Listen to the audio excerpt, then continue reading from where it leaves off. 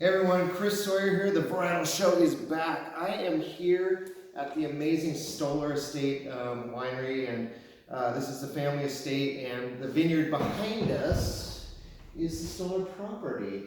We are in Willamette Valley in Oregon. We're actually in Dundee Hills, and this is my great friend Kate Payne Brown. Payne Brown. Don't forget it. Great name. But you know, we wanted to kind of film this right here because Kate is such a talented winemaker, but this is a great example of why great wines are all about the site. And you can see right behind us, this hillside place, it's an expression of really what a vineyard should look like, and especially right now, once you finish picking this week, everything came in yesterday. Yesterday. So it's more important than seeing us like up close and personal, but the wines, on the other hand, that's really important. And this first wine that we're going to taste today is actually the Estate 2020, and this is the white Pinot Noir. What? White Pinot Noir? It happens. And you know what? Oregon has been the place where white Pinot Noirs really happen. Mm-hmm. Kate, tell us a little bit about basically your background real quick first, because you and I got to know each other earlier, like a year or so ago, and it's because of sparkling wine. But we'll talk about that. Don't worry, we will definitely talk about that. But you know, your background is so interesting. You know, you're international traveler and everything. Here you are. You came to Stoller, and things happened. Tell us a little bit about it. Goodness, yeah. So, I have a biology and chemistry degree from University of Oregon, and then I was Go Ducks. And I was going into the medical field, and as many people do, I took a slight turn and ended up going and moving to Adelaide, Australia, to get my master's in winemaking. And so it's medicinal in some way, right?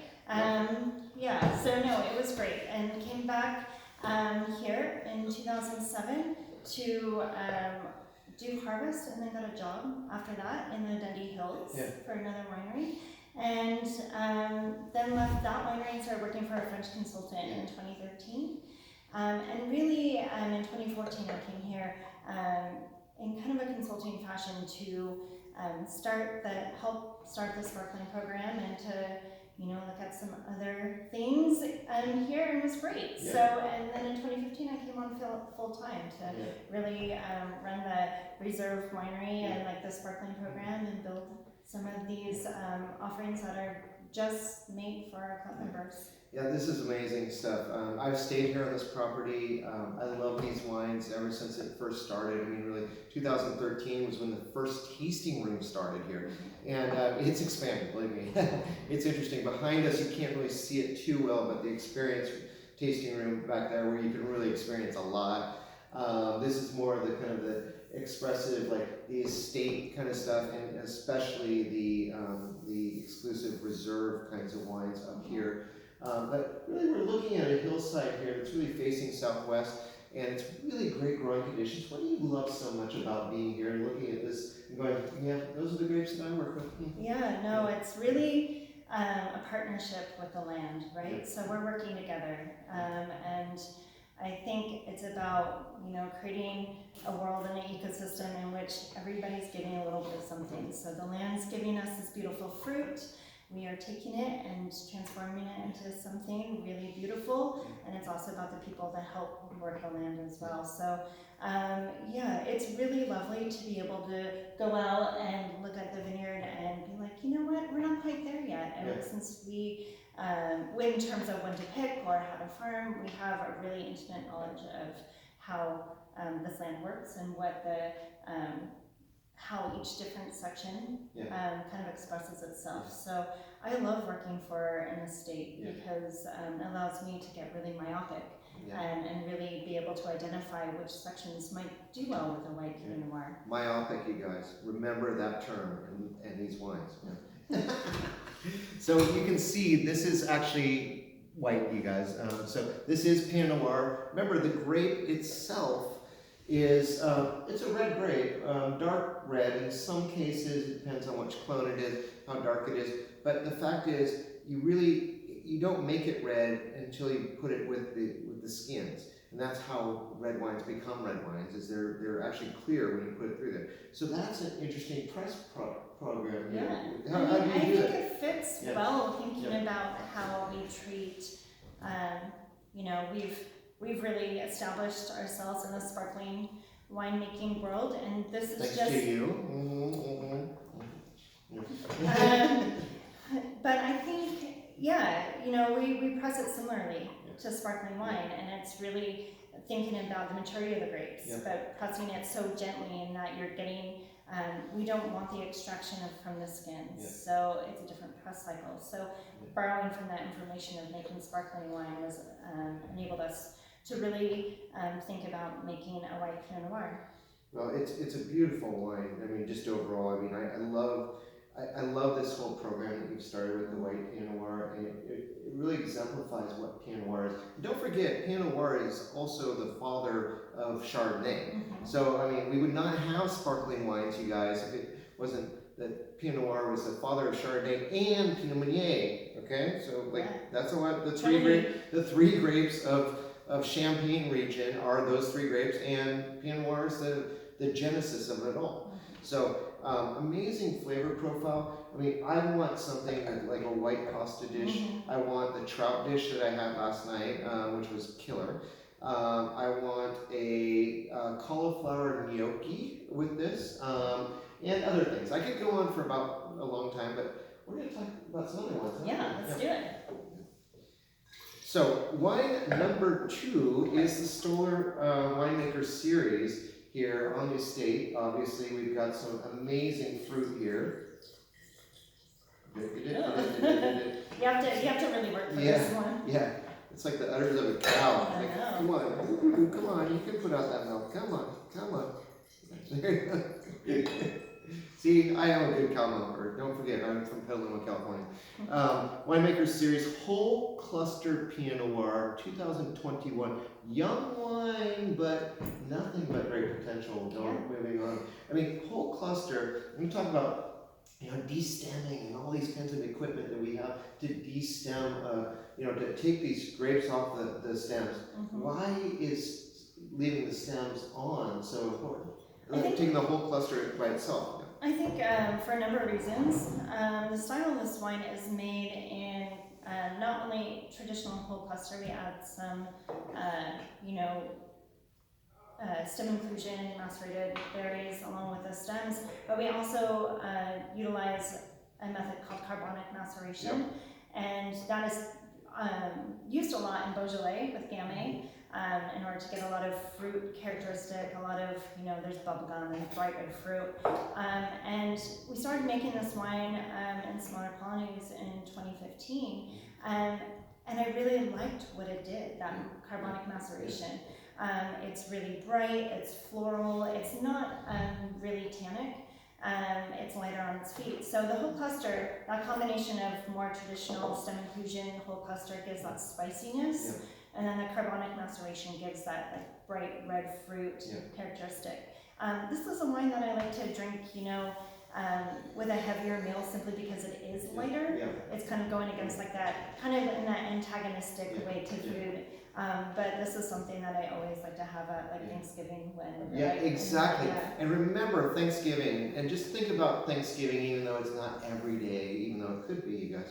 We do like turkey, but turkey itself is not really that great. It's good, but it's not that great. But most times we have ham at the table too, and we also have the condiments that are all around it. Why is the cranberries there? Why is the potatoes there? Why do we have yams there? It's because it's a complex table. It's a very complex table. And when we think about, I think about duck too. With this one would be really good, especially like Peking duck, like with that crispy skin and everything. Like I know I'm making you guys hungry, and I understand that, and that's good because you need to know this brand, obviously, and that's why I think about food when I think about this brand.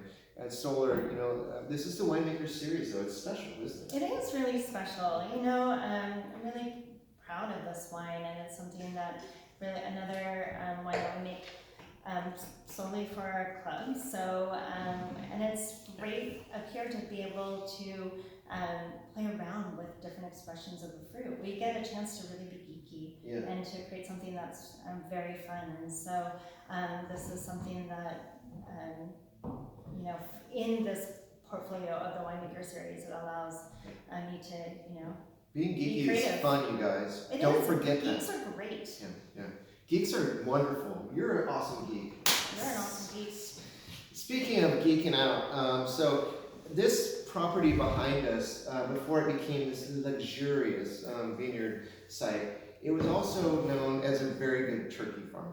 And Bill Stoller purchased this from his family and started planting these grapes. And I do want to say this on this next wine that we taste. This is the amazing Estate Brut, non-vintage, 98.5% Pinot Noir, 1% Pinot Meunier, and just that little portion of Chardonnay. But on the back label, I want to show you guys this, is a turkey.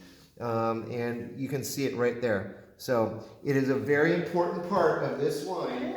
Is that, and we're not just trying to sell you on Thanksgiving being every day of your life, but we're trying to tell you that this is, I think for you and I, when we tasted this earlier, and we just decided we're going to pour this last because, you know, the wonderful thing about sparkling wine is every day is a celebration. You know?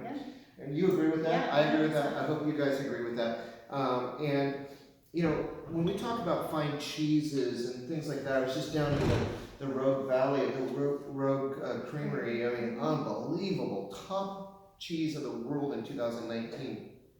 And here we are tasting a great kind of almost rosé style. It's lighter. It's a little bit lighter. I think we had a little bit of the whole custard. Yeah. I think there's a little bit of the whole custard. We made our own rosé today. Yeah.